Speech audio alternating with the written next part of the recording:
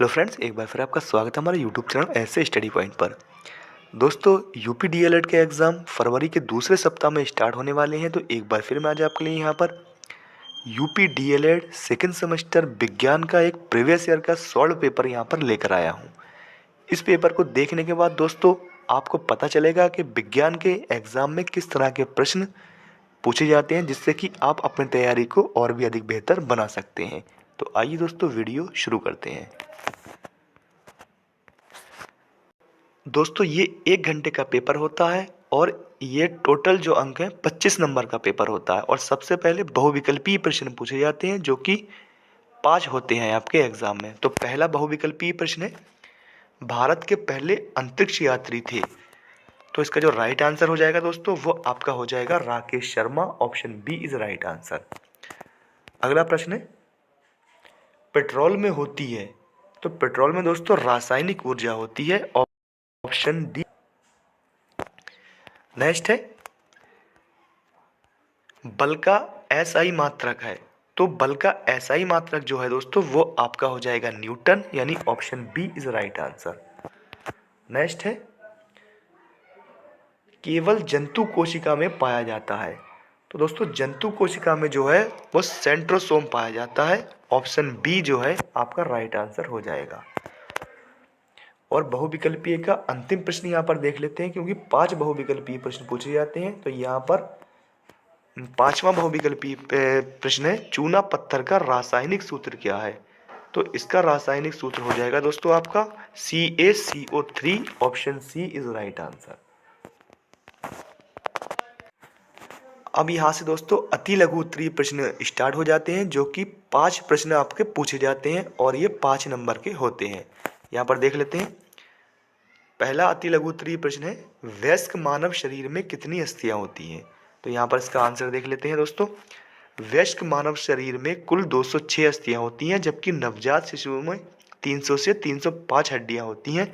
मानव शरीर की हड्डियां कैल्शियम, फास्फोरस, सोडियम और अन्य खनिजों के संयोग से बनी होती हैं।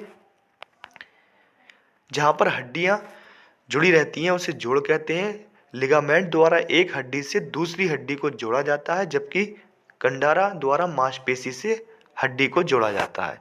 आप इस तरह से इसका आंसर दे सकते हैं। अगला प्रश्न है, वसा में घुलनशील किन्हीं 2 विटामिनों के नाम लिखिए। तो दोस्तों वसा में घुलनशील विटामिन जो होते हैं वो A, D, E के हैं, जबकि जल में जो घुलनशील होते हैं वो B और C होते हैं। यहाँ पर विटामिन के बारे में कुछ पढ़ लेते हैं। एक विटामिन क्या होता है, एक पोषक तत्व जिसकी शरीर को कार्य करने और स्वस्थ रहने के लिए थोड़ी मात्रा में आवश्यकता होती है, वो विटामिन कहलाते हैं। अगला है, टीकाकरण क्या है, लिखिए। तो इसका आंसर यहाँ पर देख लेते हैं। किसी बीमारी के विरुद्ध प्रतिरोधात्मक क्षमता विकसित करने के लिए जो दवा खिलाई, पिलाई या अन्य रूप में दी जाती है उसे टीका कहते हैं, तथा ये प्रक्रिया टीकाकरण कहलाती है। संक्रमण रोगों की रोकथाम के लिए टीकाकरण सर्वाधिक प्रभावी एवं सबसे सस्ती विधि माना जाता है। अगला प्रश्न है, किन्हीं 2 कीटभक्षी पौधों के नाम लिखिए। यहाँ इसका आंसर देख लेते हैं। कीटभक्षी पौधे नाइट्रोजन की कमी वाले मिट्टी में उगते हैं।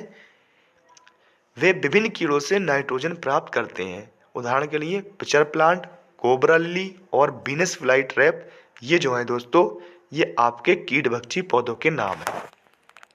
अगला प्रश्न है, किसी तत्व के 2 समस्थानिक परमाणुओं में किसकी संख्या भिन्न होती है। इसका आंसर यहाँ पर देख लेते हैं।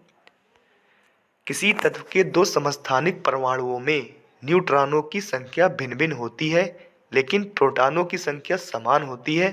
किसी नाभिक में प्रोटॉनों की संख्या आवर्त सारणी में तत्व की परमाणु संख्या निर्धारित करती है। इस तरह से आप इसका आंसर लिख सकते हैं।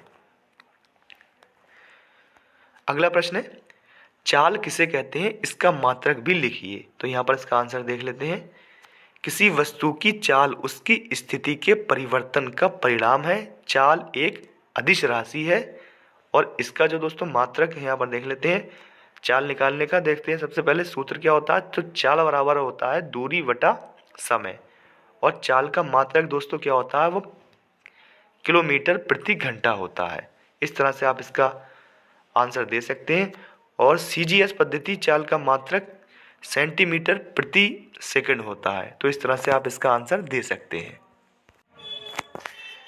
यहाँ से दोस्तों लघु उत्तरीय प्रश्न स्टार्ट हो जाते हैं, देख लेते हैं। पहला लघु उत्तरीय प्रश्न है, मनुष्य के मुख में कितने प्रकार के दांत पाए जाते हैं, उनके नाम एवं कार्यों को संक्षेप में समझाइए।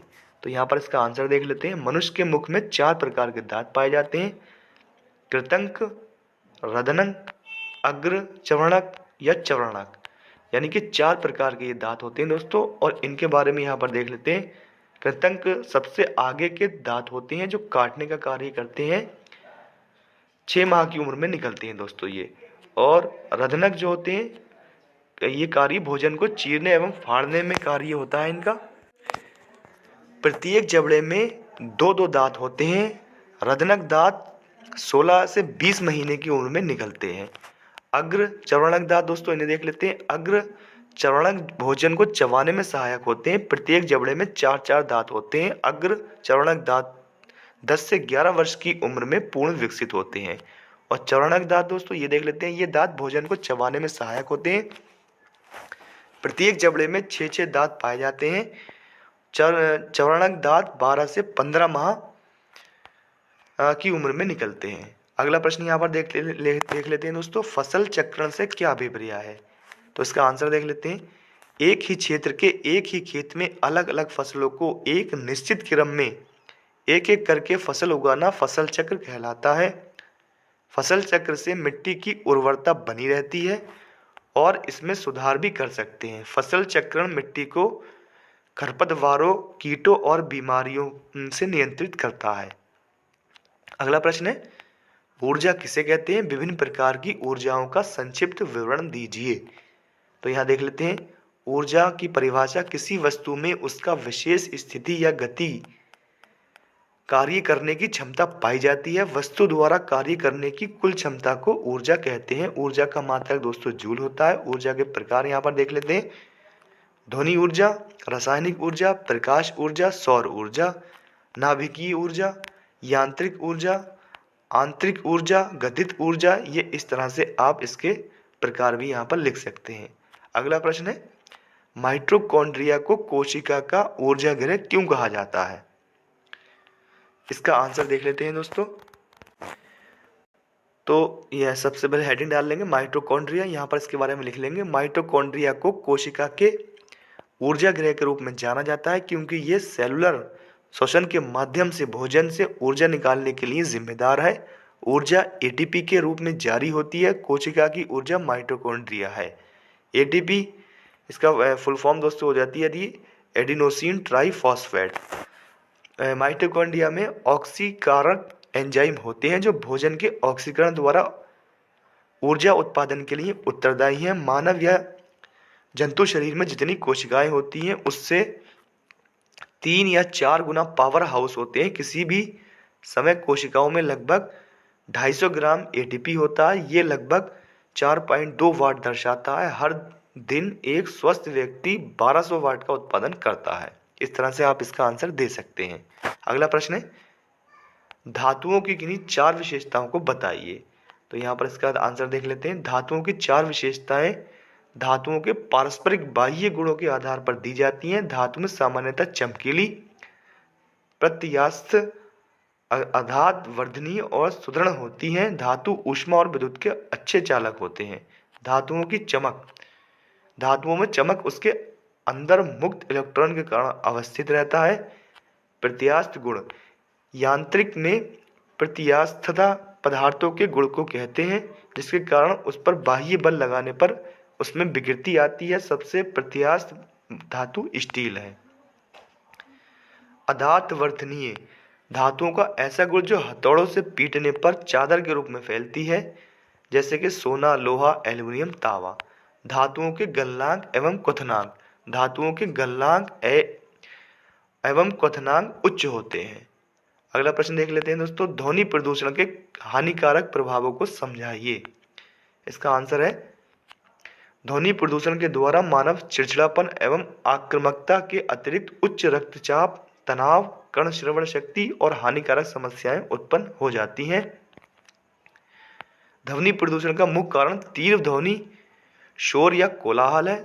तीव्र ध्वनि कानों को अप्रिय लगती है, मानव के वार्तालाप व व्यवहार में बाधा डालती है। अगला प्रश्न यहाँ पर देख लेते हैं, सौर परिवार को सचित्र समझाइए। तो सौर परिवार सूर्य दोस्तों 8 ग्रह हैं, ग्रहिकाएं, उपग्रह तथा उल्काओं के समूह को सौर परिवार कहते हैं। सूर्य सौर परिवार का मुखिया है। अंतरराष्ट्रीय खगोलीय संख्या अनुसार हमारे सौर मंडल में कुल 8 ग्रह हैं। यहाँ पर वो देख लेते हैं, बुध, शुक्र, पृथ्वी, मंगल, बृहस्पति, शनि, अरुण और वरुण हैं। इसके अतिरिक्त 3 बौने ग्रह सीरीज, प्लूटो और एरिस हैं। इसे दोस्तों यहाँ पर एक चित्र द्वारा समझाने की कोशिश की गई है। यानी सूर्य सबसे पहले आपकी पृथ्वी, फिर बुध, सबसे पहले बुध, फिर शुक्र, फिर पृथ्वी दोस्तों, मंगल, बृहस्पति, शनि, अरुण और वरुण। इस तरह से ये 8 ग्रह आपको यहाँ पर चित्र द्वारा समझाने की यहाँ पर कोशिश की गई है।